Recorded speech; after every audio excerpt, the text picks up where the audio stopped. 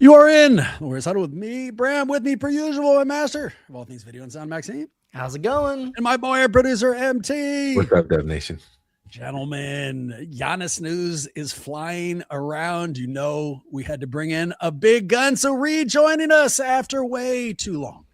A noted sports author with ties to the Ringer and the Herald, a former Warriors beat writer for the Bay Area News Group who's become a close and trusted friend, the current host of the Locked On Heat, Locked On NBA, and the Real GM podcast, and a guy who might be the best husband I've ever seen on Instagram, Mr. Wes Goldberg. What's going on, Wes? I like being described as having ties to something. That's like, I feel like I work for the government or something, or I'm like adjacent to government, high level government workers. Yeah, I mean, I was also impressed with your many ties, but I'm not going to follow up the whole wedding shit, dude. If we've got the Instagram post, let's put it here. I always like to Google our friends. Here's Wes. It's a picture of he and his lovely wife, Jules. And here it says, I fall in love more every year. Happy 2-year anniversary. That fucking line, boys, we're all married. That line, I fall in love more every year. I mean, 10 out of 10 for me. Yeah. Just, and they said ChatGPT is useless, man. okay. I'm actually glad to hear you say that, right? Because I didn't use it. I'm a writer. Here is it was a joke. Here's the challenge you've created for yourself, man. You're setting the fucking bar real early, dude, in 2 years and real high. I know. I mean, I'm getting close to 20 years, right? You know? And like, I've kind of run out of like really nice. Well, that's the beauty of that line is you could just keep using it. No, I'm telling you, you cannot. I'm telling you right now. I'm telling you right now, you cannot. And so I'm just, look, dude, you're setting the world on fucking fire. I saw that and I was like, God damn, I was immediately jealous. I might use it now at year 20, but yeah. I mean, the sky's the limit now, man. I don't know what the next step is, but holy shit, it's a high bar. That's what we're all about. Well, he's associated and adjacent to an organization like the Heat, so I think that's true. He'll be fine. High bars. Well, and he has ties to ChatGPT and ties to a lot of other things. So I mean, Marriott is really shout out to the Marriott boys. Specific Giannis episode. He's the center of the NBA world right now. You turn on ESPN or any outlet, that's what they're talking about. And so we're certainly going to talk about it, but we've got Wes, and I've been, I don't know, holding a couple of Jimmy Butler questions back. And so he seems to be the perfect person to ask. Here's the first, man. How happy, so this is not reporting, this is guessing, and guessing with a tongue firmly, planted against your cheek. But how happy do you think Pat Riley was when Jimmy Butler got hurt and it was announced that he would have to miss a full year? Because, memory serves, the fight was Pat didn't want to give him a multi-year contract, probably concerned with games played. It looks like, I'm not going to say he was right, but I'm sure he feels he's right. So, yeah, what do you think, dude? What was his reaction when he found out the news? So this is a tremendously petty question. And and I'm not going to lie, I also had a very similar thought when I saw Jimmy Butler go down. Okay, so just putting that out there. It's one of two ways that Pat Riley responded. It's either Don Draper, I don't even think of you type of thing. Or he might have actually been pissed because now Jimmy has the ultimate out of, I couldn't win a title in Golden State, the thing that I couldn't do in Miami because you didn't get me enough help because I tore my ACL. But otherwise, we were, because the Warriors were playing well at the time and the whole thing. And it's like, otherwise, we were trending in the right direction. So now Jimmy has the ultimate out, right? Of, well, we'll never really know. And I think that actually probably pisses off Pat Riley because if Pat Riley could have had it maybe, and at the risk of speaking for Pat Riley, and to be very clear, I do not. Sure. I don't want this to go anywhere. But if in jest, I would say he probably would have preferred Jimmy Butler to get to the playoffs and average like 12.5 points per game on 8 shot attempts per game, and then that be it. Look kind of old, you know, like not hurt at all. That makes sense. I'll have you know that for our 15th wedding anniversary, Eric had a post that says you get more petty every year, which is something that it really meant a lot to me. So it is she really beautiful. sees you, and I think that's the beauty of I felt seen. That, you know what? That's that's exactly right. I couldn't appreciate her more. Here's a good transition. The three of us talked about, I don't know, morality is the right word. But so let's see. You got to match salary, right? When we're talking about the trade for Giannis, everyone's focusing on the picks, and we'll talk about that in a second. But the practical reality is you got to max salary. And in order to match salary in a trade from Golden State, the player most likely to be sent out there is Jimmy, because his salary almost matches fucking directly. Morally, in your opinion, how do you feel about somebody gets hurt and then you trade away the contract? You know, does the team owe the player more than that? Like, how does this hit you? Is this to me? Yeah. Morally, as soon as it's like, look, if Jimmy Butler got off the highway right before the morally exit, okay? Like, no offense, but like, come on. Like, what are we doing? This is a guy that forced his way out of several different destinations, all because he was acting selfishly. And look, more power to him, dude. Like, age of player empowerment, go get your money, go do your thing, get to where you want to go. More power to you. But at the same time, the team can turn around and do the same thing to you. Like, you've opened up the door now where I'm not going to feel bad about it. Now, I know Mike Dunleavy Jr. said that he probably wouldn't want to do that and things like that, but that was prior to the Giannis non-trade demand. Now everything, as we know, that's we live in a different world now. That was a pre-Giannis non-trade demand. Now we're in the post-Giannis non-trade demand. So at this point, I think morality has very little to do with it. I would actually argue, if we're going to kind of do the train track thing here, like what is the most moral of the least moral options, I suppose. But like the more moral thing to do would be to give Steph Curry the help he needs to play in games that matter again. That is more moral than worrying about Jimmy Butler, who just got here and will force his way out if he feels like he needs to again, because he's done it before. And what's the contract next year? Is like $450 million? I forget. For Jimmy, like $56 million. Yeah, okay. I don't feel super bad if he's in a location he didn't necessarily want to be in. But the follow up, and MT, I won't bastardize your question. I thought you were getting the band back together. Last Dance question was a very fucking solid one. So I'll turn it to you. Yeah, I mean, I think morally, I'm aligned with Wes. The team has to do what it needs to do, and it's a business. But I think in this day and age that there's a caveat to that morality. I think you have to, behind the scenes, ask a player like Jimmy Butler, and in this case, Jimmy Butler specifically, how he feels about it and say, this is what we're doing. My guess is they had that conversation and they talked about a secret agreement where he stays out for most of next year. He slow rolls it back, and then they see if there's a way to make the money work for them all to run it back in the 26-27 season, where it's Steph, Draymond, Jimmy Butler, and Giannis, and they have one shot in one season to do a last dance type of run at a championship. Or 27-28, right? Not next year because he's already under contract, but the year following. Yeah. Possibility, Wes? What do you think? If we spur this guy, we send him out, would he be willing in a couple of years? Come on back, dude. It was a temporary deal. Sure. I guess. Who knows? Look, the thing, if Jimmy gets traded to Milwaukee, right? He's not playing next year for the Milwaukee Bucks. I don't think you would ever see him wearing a Bucks jersey. He would go off to Gallivant in Madrid or, Barcelona, wherever else he wants to go. Interesting thing about Jimmy Butler's contract is that it's completely insured 100% against this kind of injury as long as he does not play, right? So in other words, if it's a season-ending injury, then it's completely insured. So a team like the Milwaukee Bucks could bring on the $56 million contract for salary matching purposes, but then not pay a dime of it. Shit. Right? And so for a team post-Giannis that's already dealing with a lot of dead Damian Lillard money on your books, that could be a factor here. Now, talk about morally. You're starting your post-Giannis era in Milwaukee by just ducking as much money as possible and trying to save it. That's not morally correct, and I think the Milwaukee Bucks might be like cursed for like 100 years like the Red Sox were if they did that, but that is a thing that's out there.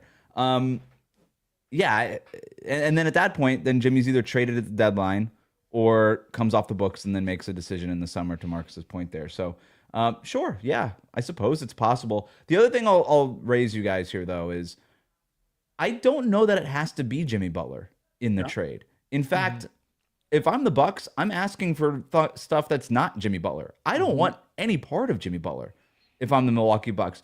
there's this idea, and I don't know what you guys think about this, but like, oh, well, he's going to be expiring next year, and so this is movable money. I'm like, no, it's not. It's $56 million in expiring. That's not just, hey, here's a $12 million expiring contract. Not all expirings are made equal, right? And so $56 million in expiring is very difficult to move, and I don't think that the Bucks want any part of it. Again, knowing that A, Jimmy's probably never going to play for us, and B, like you're not flipping Jimmy Butler for anything of value at the next trade deadline. Like we know what the market is for Jimmy Butler. It was the Warriors, and that was it. And now that was before the ACL tear. There is no market for Jimmy Butler, and so I think that the Bucks would prefer a different kind of package. There is a way to make it work where it's Draymond Green, Jonathan Kuminga, Moses Moody, and Pods going out, Giannis coming in to Golden State, and then whatever other minimums like a Gary Harris, Torian Prince, Jericho Sims, like just the smallest contracts that Milwaukee has, goes back. It works under the cap. Both teams are satisfied cap-related wise. All the picks obviously go to the Bucks. Yep. And I think that's a deal that Milwaukee would prefer. And because you're getting Kuminga, Moody, and Pods. Yep. And then you're getting Draymond, who's probably rerouted somewhere else. And Draymond, he's not what he used to be, but he's far more tradable than Jimmy Butler. Only $22 million, I think. Yeah. Yeah. It's $25.8 million and healthy, like actually playing, and Jimmy not with a torn ACL. So, and then I think I think that should at least be discussed in a way that's not really being discussed, because on the other side of that too is, well, we kind of know what Draymond is right now. It's an uncomfortable conversation to have because of what he means to Golden State, and I get it. But if the goal, remember, the goal isn't to get Giannis, right? If you're the Warriors, the goal is to win a championship. And if you think Giannis helps you compete for that championship, okay, you go get Giannis, but then how are you filling out the rest of the roster? Well, you could argue that Golden State's best argument to contend for a championship next year is not with Steph, Giannis, Draymond, but with Steph, Giannis, and Jimmy Butler coming back. Even post ACL, Jimmy Butler is probably a better player than current or a year older at that point, I suppose, Draymond Green. So again, that's a scenario I would not rule out. Pushing back quickly, because we're going to cover this with more detail down the line here. If I am Milwaukee and what I'm doing is hitting the reset button, like, fuck, dude, this isn't working. We've got no window here. What I want to do is just start all the way over. Then a player whose contract is fully insured, I don't have to pay $1 of it, and is not playing next year.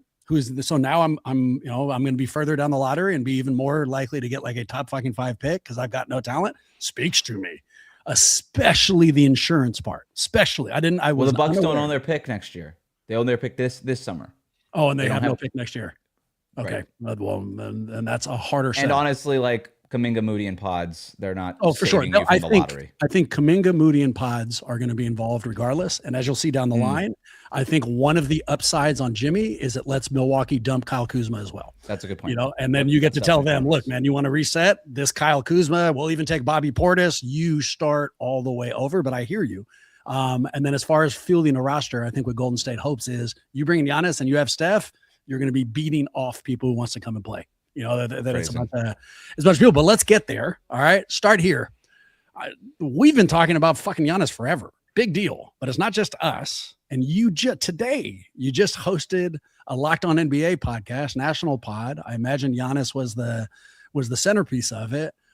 What was the discussion? What's the general feel? What were the questions? How'd that go? So we know the 4 teams that are sort of on.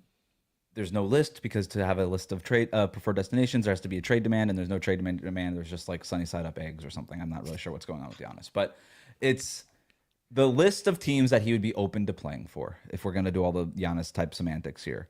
Minnesota, Golden State, Miami, New York, right? So the other conversation that we had today was, well, what about other than those 4? Like, they're going to be getting phone calls. Like, are there dark horse candidates out here that could potentially get in on this? Because we've seen stars, have their list of preferred destinations and then get traded elsewhere. Damian Lillard to Milwaukee, right? Cleveland got Donovan Mitchell, where it looked like the Knicks were in the front runner to get Donovan Mitchell. Phoenix coming out of nowhere to get Kevin Durant when that happened, or Houston getting Kevin Durant this last time. Kawhi in Toronto is an often cited scenario also. this happens, in other words. And so I'm trying to figure out, okay, if it happens, what's the team that comes out of the woodwork and says, here's so much stuff, Milwaukee, that you cannot deny us. And at some point, you just got to tell Giannis, sorry, buddy, we're sending you here. And then, for the record, maybe Giannis is like, you know what? Toronto isn't that bad. Maybe I would go play there or something like that. So I was trying to figure out what that team is. I know Houston has said that they're not interested in Giannis. They also said the same thing about KD, and then they traded for KD, right? I'm just reading tea leaves. I'm not reporting anything. I'm just wondering, like, Houston, really? Are we sure? Because you kind of look like you're going nowhere fast right now. And that could be the kind of move that puts you over the top.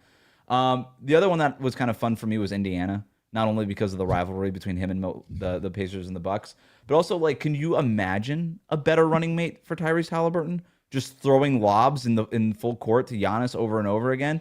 If they offer Siakam and their 2026 pick, which right now is a 52% chance of landing in the top 4 in a loaded draft, that's the trade. That's it. And then you flip Siakam for 4 first-round picks somewhere else to a contender.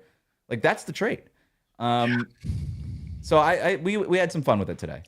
Watching Giannis and Tyrese's dad celebrate would be fucking incredible. Right. Like, if they're on the same team, it would be fucking. And they should just give Giannis the game ball every game for the first season. Well, they should give Tyrese's dad the game ball and have him like run around and then make Giannis go and grab it from him for just peak content. Maxime, MT, why do you guys want this to happen? I'm assuming that you want it to happen, but why? What's the upside on Giannis to Golden State? Just look at the All-Star game with the alley-oop slam up, right? I mean, it's not just about good positional chemistry. It's also about the individual chemistry between the two of them on and off the court. Everybody in Golden State is bringing up how Giannis was also the only person after the All-Star game to go to Steph's party. So there's clearly, they're both family values with sort of the capital F version of family values. When I was talking about my concerns about Michael Porter Jr. On this team, my concern was more about what would happen in the locker room and friction in terms of how different loud personalities like to live their lives. And I think Giannis and Steph, right? Everybody talks about loving to play with Steph. I feel like Giannis is the poster child for exactly the person that would fit into the I love playing with Steph mentality. So it's just, obviously he's a 2-time MVP, can lead a team to a championship in his own right. We know that Steph is still capable of being the A+ number 1 option to lead a team to a franchise or to a championship. So you put the two of them together, that's championship, baby. Nice. I don't know if I like it and I do it, but I don't know if the goal is a championship. I think the goal is to try to give Steph the best shot at winning. And there's a difference. Even as good as Giannis and Steph would be as a pair, I don't know if they're better than OKC once they get out of the doldrums of the regular season and a healthy Denver when Aaron Gordon is back. So I think we have a puncher's chance against them, but I don't know that move, especially if you have to gut some of the strength in numbers players to get there, does it. I don't think it makes us a favorite. It probably puts us as a contender. So, but I think it does satisfy the goal of, look, Steph, we're trying to maximize the few years you have left, and we went out and got you a superstar player, the best one that we could do. So I think it satisfies that, and that's why I do it, because it signals the right intent for what has been the most important player in our franchise history. Before I talk about upsides, I just want to, this has been bouncing around in my head. I'm going to say it once and then not follow up. If I think the Warriors want to win a championship, I think the best thing they could do is sit Steph Curry for the rest of the year. If whatever happens, I don't think we're fighting for this year. I think there's a great chance Milwaukee doesn't trade him until the offseason. I think if they can somehow tank and get a somewhat serviceable draft pick this year, it increases our trade package in a way that nothing else can. You get lucky in the fucking draft lottery in this draft, and suddenly you're adding, right now, our draft package includes our 2026 pick, which is probably dog shit if we go for it this year. We include a top 10 pick this fucking year, we blow everybody out of the water as far as trade offers. I mean, Brian, to your point, this is the Anthony Davis to the Lakers thing. Remember, Lakers were slotted at like 9, 10, or 11 or something. They moved all the way up into the top 5, and that's sort of what greased the wheels for Anthony Davis that offseason. There you go. So I'm not going to follow that up. I don't think they're going to do it, but I am afraid that if they try to save this year, they're going to cost themselves next year. Conversation for a different pod. What do I like about this? This is one of those dudes, man. You can pick a stat and you're like, yes, I'd like it. More than 50 points in a closeout finals game. Yeah, I'd like it. 10 fucking all-star games. Yeah, I like it. Averaging 30 fucking points. Yeah, I mean, across the board. The Warriors have been preparing for this for years. There's a reason all the fucking draft picks are available. They wanted to make sure they had them in case this scenario came out, so yeah, of course. I'll take it a step further. I used to say when I was spoiled as fuck as a Warriors fan that under Lacob, unlike any other owner I'd ever had in a team, bad things happened for good reasons. The best example, Steph. Steph had a shitburger ankle history. Unbelievable. It's terrible. It's exactly what you don't want. But it led to the contract that allowed them to sign everybody else. Dynasty, right? If they somehow get Giannis out of this, if fucking Butler's ACL is the reason why they're able to get Giannis Antetokounmpo, then good things for bad reasons. Yeah. Okay. Other side of the coin, Wes, things we should be worried about, are there downsides to Antetokounmpo? Nope. Hey. No, I mean, look, the one thing that gets raised all the time is the calf injuries and the history of the injuries. And I get that. Yeah. The way it was put to me, and I think it's a good point. I'm not a doctor, but it sounds good. There's a difference between players who have, nagging injuries and then players who've had major surgeries. Mm-hmm. And Giannis has not had the major surgery. And so, there's not a structural issue there, like where there is like with Kawhi, for instance, right? Where he's had a lot of different procedures there. That makes me feel a little bit better, right? If I'm trading for him. So yeah, I don't honestly, if you're a team like Golden State, Miami, Minnesota, like these teams that are going for it, fucking go for it. There's no downside here. You put all of it on the table. This is an all-in situation. I would argue Giannis might be everybody keeps, this is what you do for a top 5 player. Like you're selling him short. This is easily the top 3 player in the league. Might be the second best player in the league, right? Put Giannis on Shea's team. Like look at the numbers that this guy is still putting up for a lousy Milwaukee Bucks team. And that's with him just kind of not being happy, clearly not being happy. Like imagine when this guy is fully engaged. We've seen, to your point, Bram, what this guy can do at a final stage. It's one of the best final series we've ever seen. Like this guy is one of one. Come on. Fuck yes. Well, and their combo, like I don't know if people even know what NBA Jam is anymore. I hope so. If they don't, they should be fucking ashamed. But the NBA Jam mock shirts of this will be great. Okay, Steph and Giannis on a fucking NBA Jam. And like, it's the exact thing. It's the exact like synthesis that you want. It's all the shit. It's all the stats. It's all the blocks and all the threes. And like, it's everything. It makes perfect fucking sense. MT, Giannis is 30. Okay. And Wes pointed it out. I mean, no major injuries or surgeries, but missed games, last 5 years, 67, 63, 73, 67 games played. And then this year he's played 30 out of 46. Can this gentleman 3 years from now, right? Steph might be on his way out. Do you think in 3 years, Giannis can still be a face of the franchise? Is this trade a 2-time table trade? I guess is what I'm asking you. Yeah, absolutely. I mean, you can tell just by how many Greek restaurants are probably propping up around Thrive City right now. But yeah, I do think he can. And my question on the fit is not if Giannis makes sense and do you go all in? It's or the injury history. It's the culture fit.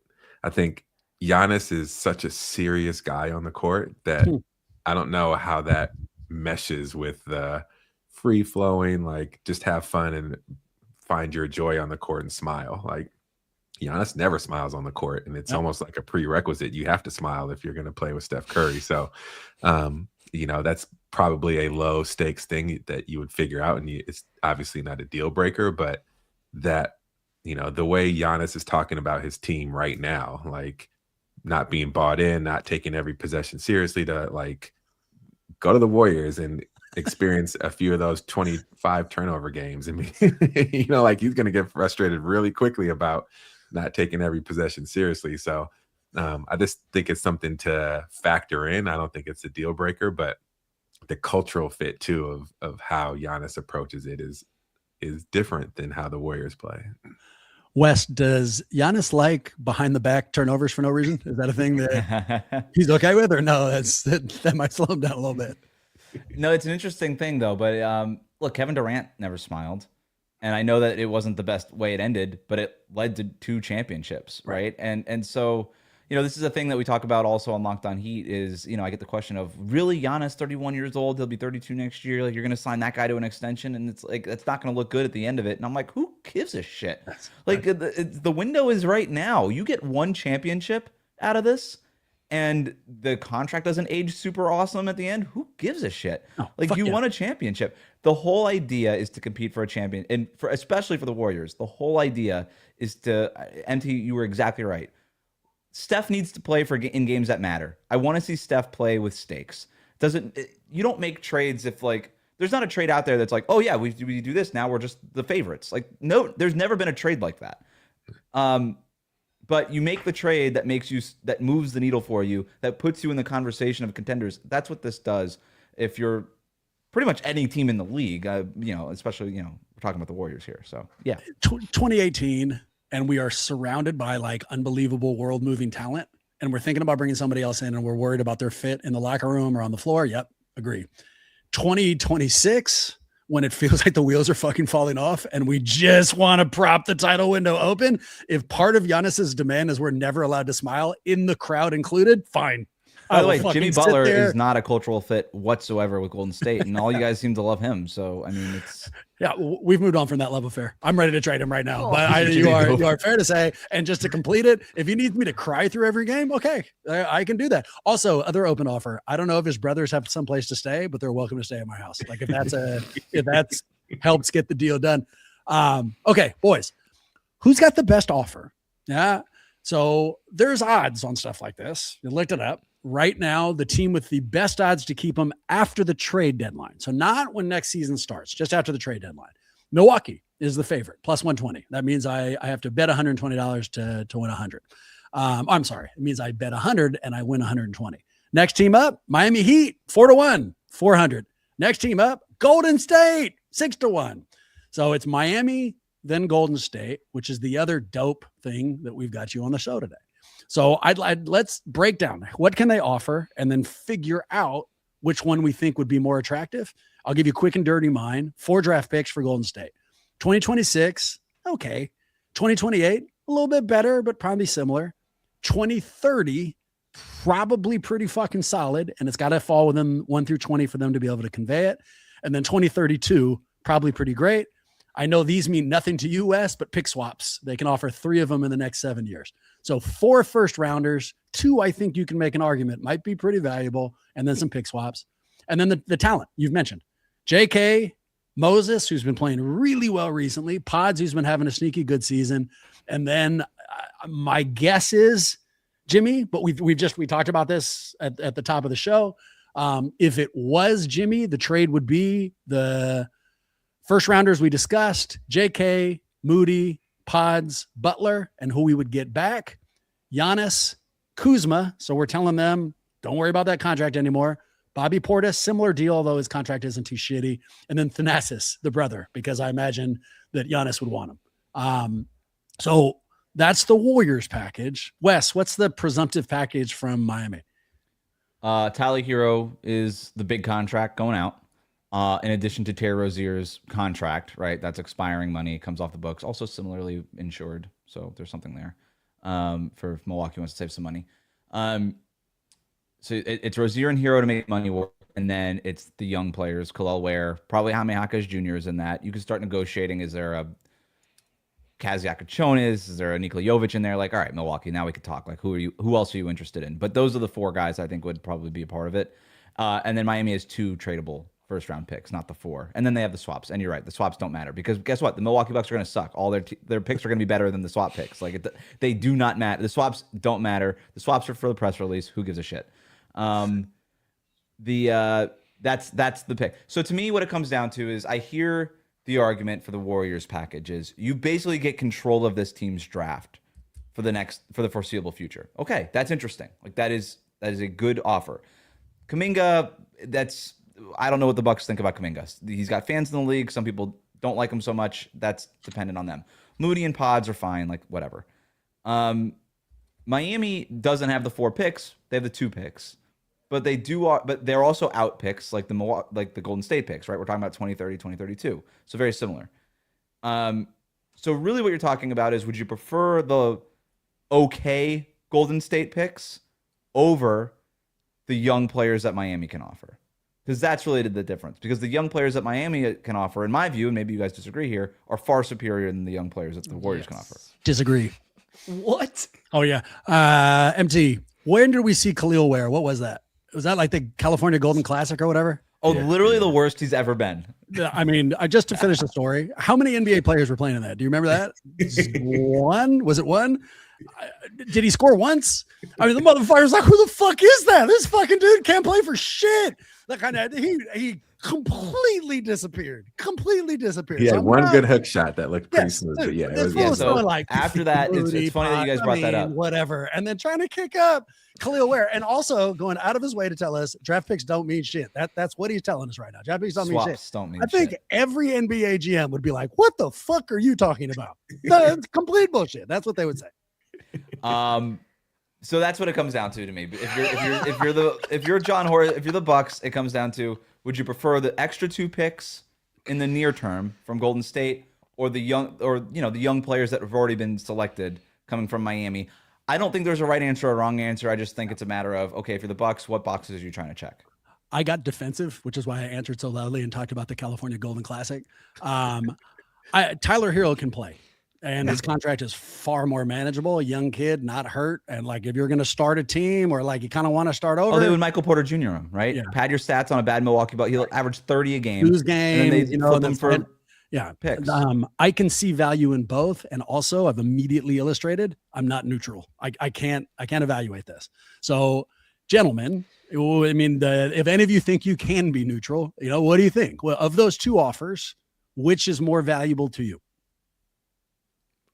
Oh, the Heat offer. I think there's a reason that it's 4-1 instead of 6-1, right? I also think that Jaime Jaquez Jr. is frankly better than anybody coming back, except for Jimmy Butler, who's not playing for them, right? So maybe that sort of tips you in favor of saying, well, maybe that's too good and we would start winning games unnecessarily, and we actually really, really want to make our own picks as valuable as possible. But it's just a more compelling offer, especially because, what I think, Wes, what you were saying was, no, it's not the pick swaps. Who gives a shit? It's that the question is, how valuable are those first 2 Warriors picks, right? And I don't necessarily think that those really outweigh, like you said, Jaime Jaquez and Tyler Hero. But then on top of it, if Giannis is getting a say in this decision, the East Coast just is closer to Greece, and that clearly matters to him because he's moved his family over there, and one of his brothers is over there, which, by the way, you take all the brothers, right? You take Alex, you take Kostas, you take Thanasis. There's the 5th brother too, Francis, right? Who's played some MLS or some soccer. I mean, he gets to play with Lionel Messi, right? You sign him, as much as you can, right? Like Pat Riley calls up whoever owns the MLS affiliate. Yeah, right. Inter Miami, and is like, come on, help me out here. Right? And we have the Earthquakes, but San Jose is a little farther away. Right? I don't think it's as compelling. So you look at all the little details there, and I think Miami just has the better offer. MT, before you answer, just add a little fun fact. Jaime Jaquez, who I agree is very good, selected at the 18th selection. So not all picks, you can get players later on, which is why first rounders, I think, might be valued. And for every, late player, there's a James Wiseman. So, the value is not guaranteed. All right. One other quick point on Jaime. He's also, he's going to be due for his rookie scale extension this summer. So that's a thing that Milwaukee, you probably give it to him. Jaime is a good player. It's not a big deal, but that's there. And in the 6 man of the year conversation, from what I understand. MT, which pick would you take? Also, Maxime, we no longer need your services. Thank you so much. Sorry, I'm right. It's all good. Unfortunately, I'm following him out the door. I think Miami's offer is better. I'm actually a big fan, despite how he played in the California Classic, of Khalil Ware. I think of the players, he's got a higher ceiling than Jaime Jaquez Jr. So I think he's the key player on that and the one that would excite the Bucks the most. And barring that they have David Beckham on speed dial and somehow get the player on Inter Miami. I still think just the picks to me. I think Golden State still has a better case for the 4 picks. I mean, to your point, Bram, even if they fall later in the first round, you can still find value there. So I think the players, Miami wins. The amount of picks, Golden State wins, but the quality of the players nudges it just ahead for Miami to have the better offer.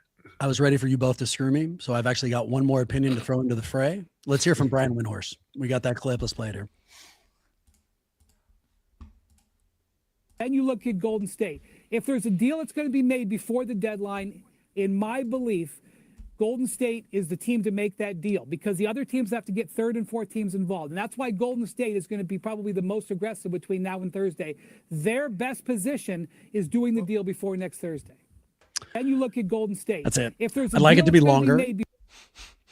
I like it to be longer, but I think reading between the lines, and there's some other quotes, I think Windhorst may agree with me that not that the pick package is more valuable, but that the pick package may be more attractive to Milwaukee, but I don't know. And I'm going to tell you who disagrees with me, the odds makers, right? There's a reason why they've set the odds the way they have and why Golden State is behind them. Okay. I've gone over. I know I have. So we're going to go quick hits. Yeah. Yep. Give me a yes or no on the following questions with the reminder that Matty Stats is out there listening. So there's some points available. First one, I'm going to ask you, will this player be traded before the deadline? Tell me yes or no, and I'll give you an extra point if you can tell me yes and to who. Ja Morant. No. No. Oh, we're going round robin? No. Yeah. I say yes. I have no idea where. Domantas Sabonis. No. Yes to the Chicago Bulls. That should not be allowed. I'm sorry. I know we're doing a speed round. The Bulls and the Kings should not be allowed to trade with each other anymore. It's the best joke. Too much history. Too much history. Sacramento's like, do you have anyone else from that team when everyone's playing together? We just like, we know we're missing like one piece. There's got to be fucking somebody else out there. Is Kirk Heinrich still under contract? Can we get him? So good. He's so good.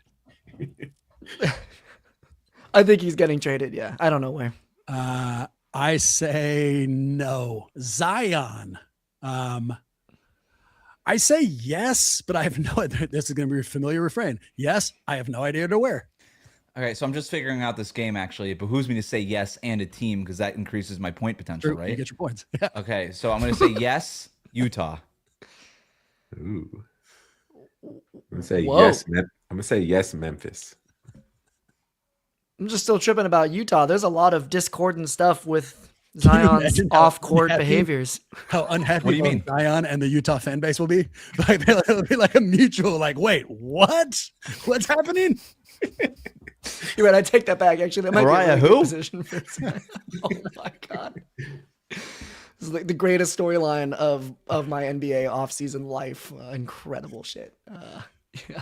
No, I don't think he's getting traded. The big one. Giannis traded before the trade deadline. I'll go first on this one. No. If I'm Milwaukee, I wait till the draft lottery. Maybe somebody gets crazy lucky and they get the first pick out of nowhere, and so the trade packages totally shift. And I'm not in a hurry for what?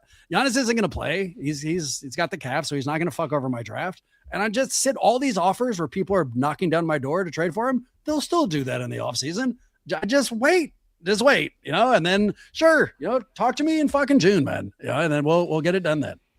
I'm going to say yes, he is traded before the deadline. I agree with everything you said, Bram. I think that is maybe the more prudent approach, but the human element here is definitely a factor, and I just think the toothpaste is out of the tube, and it just feels like we're due.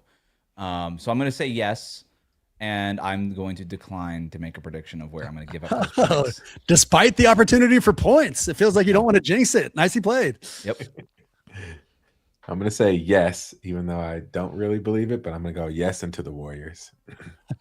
You shouldn't be allowed to say that, you piece of shit. Neither you, Maxime. You better not say the same thing. Oh, damn it. Well, I already left the room, so I'll come back in to let you know that I'm right there with MT. We both walked in and out.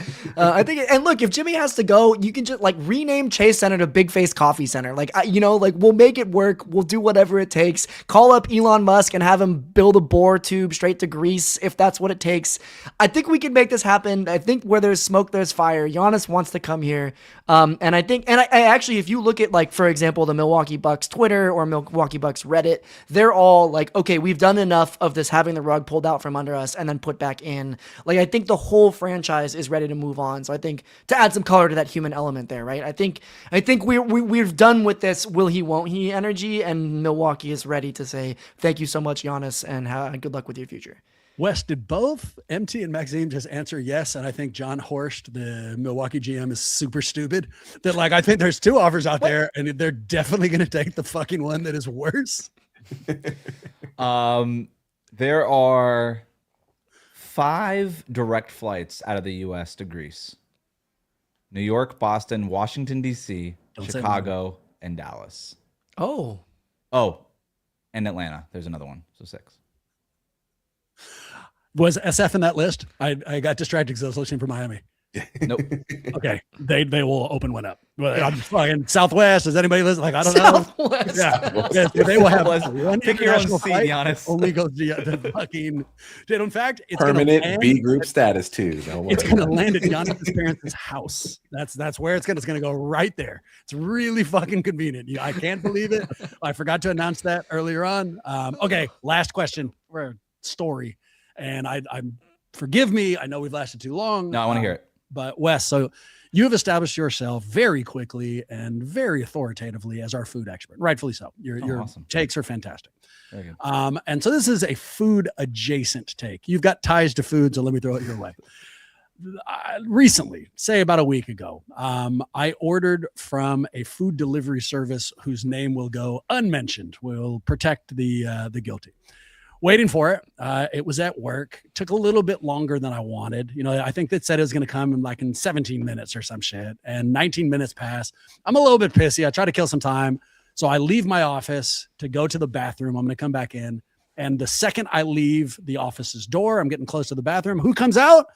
The delivery driver. He had gone to the bathroom while holding my food before delivering it to me. So, and it's, to his defense is the wrong phrase, right? To like, if I had to put myself in his shoes, I don't think he ever thought we'd make eye contact. You know what I mean? Like you go into the bathroom, you come back out, the fucking bag's in his hand. I never know. You drop it off. That's that. So in any world, is that acceptable? Like I imagine he didn't piss in it. Like it probably stayed on the side. You know what I mean? He just brought it in a bag into the bathroom is what I imagined happened.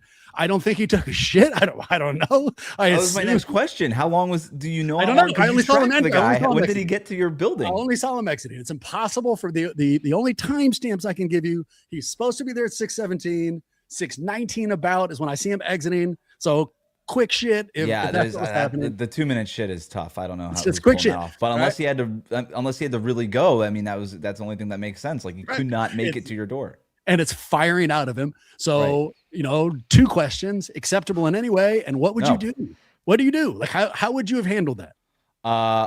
Not acceptable, but I am not like front facing aggressive enough to say anything to his face. I just take the food. I just allow it to be awkward. I don't care about awkwardness. It's weird. And then I throw that food away and then I walk to Brandy Hose. Like, what the hell, dude? Like I am absolutely not eating that food. Do you send a review? Like, do you ever? Yes, and then I go through the app of the service that you're using, and I demand a refund. 100%. I'll tell you guys what I did in a second. Maxime, MT, what's acceptable and what's the response? I had a very similar thing happen, though not involving a bathroom, but I had a delivery service just deliver a clearly different order to my front door. And then when I tried to submit it and say, hey, like, what the fuck? They were like, oh, well, the receipt isn't in the image. It's like, that's your delivery driver's fault, but they were refused. And the whole point of me saying that is like, I'm too fucking tired. Like, we're all parents here. Like, I don't have the time to actually go through the rigmarole of like submitting and all this bullshit. I just ate somebody else's pizza. But frankly, I would eat it. I don't give a shit. Oh, surprise response. Yeah. Nice. I think I'm it hungry. should be a misdemeanor offense, literally illegal to do that. And as soon as I saw it, I would have had embraced the awkwardness like Wes and not said anything, but immediately went and asked for a refund, and it would have went straight in the garbage. Even if it was stapled shut and it's like, hey, it's your freshness seal of delay, it doesn't matter. You don't take my food in the bathroom under no circumstances. What are you doing? Put it at the door. There could be a puppy drowning in that bathroom. You leave the food outside and go save the puppy. Like, if stop. he had put the food in a hazmat suit, I wouldn't have eaten that shit. If it's the same, if I had come into the bathroom and found him shitting into my food, it would have been same level of disgust. Yep. Like there would have been like, oh my God, it would have been the exact same. Like, well, I'm definitely not eating that. I don't take my own food into the bathroom that No, I made. hell no. I didn't even like the other day. Same thing. I'm at work. We've got like random treats. I took a handful of gummy bears, put it into the mouth, had to piss. I waited till I finished the gum. I'm not going to chew the gummy bears in the bath. I'm not even doing that. How many gummy bears? What did I do? I am such a wuss. I fight for a living, gentlemen. I mean, that's what I do as an attorney. I'm a trial attorney. I sit in a room and we scream at each other. I'm totally comfortable doing that for other people. For me, not only did I not confront the gentleman, I didn't even say the food was for me. I gave him like a, hey, and that's it. We went to the bathroom. I let him drop it off. I didn't I completely hid my disgust. Oh, that's a good move. Yeah, but like I was internally, I'm like, oh my God, that's my food. Externally, I was like, hey, I hope you're having a great day. It's like, I hope you're shit. Let Bram know it's here. Dude, it's like, yeah, I bring my food into the bathroom regularly too. Like, I don't even know what I said. I sought that dude's approval, then came in. There's a garbage on the other side of my door. The door hadn't even closed. It was just like, bow, like I'm fucking, this is being immediately thrown away. What kind of food was it that you ordered? Chinese. In fact, you nailed it, Brandy Host. Tough. I should have just walked up. It's exactly what it was. Right around the corner. It's exactly. Oh, don't you worry about how lazy I am. I am not on fucking trial here. I have a service, and they dropped it off. It was what it was. And then I still. This is more laziness than lack of conflict, because conflict over the screen for me, I have no problem with. I haven't actually fired off a fuck you review. I haven't asked for any money back or anything like that. And it's probably too long now. Literally what I did, I was like, I can't wait to talk to Wes about this on a podcast. Like this is going to be a whole thing. So here we are. Paid for itself. It paid for itself. I kept everybody way later than I was supposed to. Wes, missed you, man. Love having you. For people who need way more Goldberg in their life, where do they go? Check out Locked On NBA Daily. We air Monday to Friday at 1 p.m. Eastern. That's on YouTube, podcast app, everything you do. It's a really good show. I just started hosting it this season. I'm really proud of the show we're putting together. So go check it out. It's great stuff. On our side, MT and Maxime are hosting a new Miami Heat podcast. It's going to be great. They highlight the advantage of the trade packages, stuff like that. Maxime has a side project, Why I Eat Bathroom Food. It's a whole thing, multi-step. It's when's that coming out, Maxime? That's next week or? Constantly, because, fuck it. It's a constant. Just whenever I'm on the toilet, I'm recording, I'm eating, I'm recording. It's the same thing. Sounds like OnlyFans. All in one. Me and Zion. With that in mind, go Warriors. Hopefully, we'll see you real soon.